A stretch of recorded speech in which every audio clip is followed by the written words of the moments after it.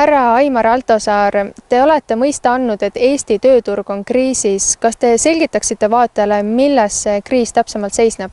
Kõige lühemalt öeldes, kui meil on hästi palju inimesi, kes otsivad tööd, ootavad tööd, tahaksid tööd teha, on väga võimekad töötajatena ja nad seda ei saa. Ja teiselt poolt on ettevõtjad, kes räägivad, et nad tahaksid tuua tuhandeid inimesi mujalt sisse, siis see olukord tähendabki kriisi. Meie tööturg ei toimi, kui meie oma inimesed tööd ei saa ja püütakse tuua väljaspoolt sisse tööjõudu.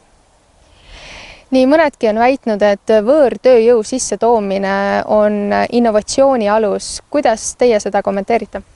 No mingil määral muidugi, kui me toome sisse ülikoolidesse tippteadlasi, kui me toome väga suurt haridust ja tööd ja oskusi nõudvatele kutsetele inimesi, kes siis õpetavad välja meie oma inimesi või töötavad siin oma kutsalana, nad loovad suurt lisandväärtust, loomulikult aitab see innovatsioonile kaasa.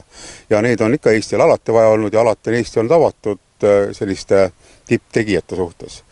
Aga kui jutt on nüüd sellistest suurematest töötajate hulkadest, siis kindlasti on nende massiline sissetoomine mitte innovatsioonile kaasaitamine, vaid innovatsiooni ärajätmine, sest et innovatsioon peaks ju tegelikult tõstma tootlikkust, et töökohad looksid suuremat väärtust, aga kui neid väärtuse loojaid neid väärtust ei looda mitte kodumaal, vaid püütakse seda alla suruda odava tööjõuga, siis see on just innovatsiooni vastane.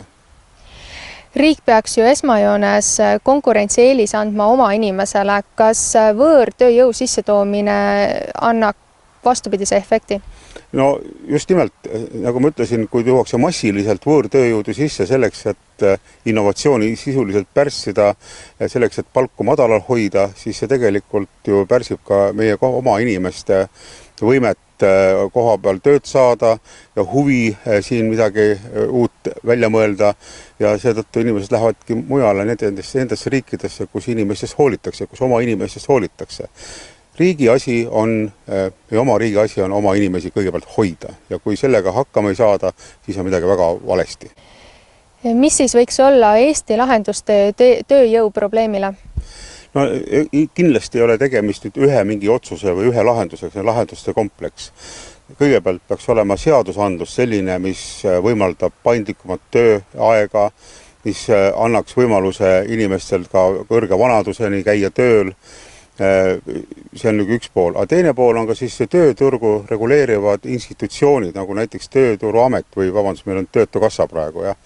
Et Töötukassa, mis on ajale nii jalgu jäänud, selle asemel, et ta nagu aitaks lahendada ja ära hoida tööjõukriisi, tegelikult ta töötab vastu. Töötukassa töötab põhimõttel, et inimene tuleb sinna, siis ta ei tohi mitte midagi teha, ta on nagu puhas leht. Ja Töötukassa soovitab inimestel mitte oma ei vanust ega haridust ega varasemat töökogemust üldse eksponeerida, mis on tegelikult absurdne. Inimesed peaksid olema uhked oma vanuse ja oma töökogemuse ja kõige selle üle, mida nad on teinud. Ja Töötukassa nullib inimesed ära, mis tegelikult on üks väga suur probleem, mistõttu see institutsioon ei toimi. Hoolimata sellest, et me teame, et seal on sadu miljoneid eure, mida nad kulutavad iga aasta ja töötab tühikäigul.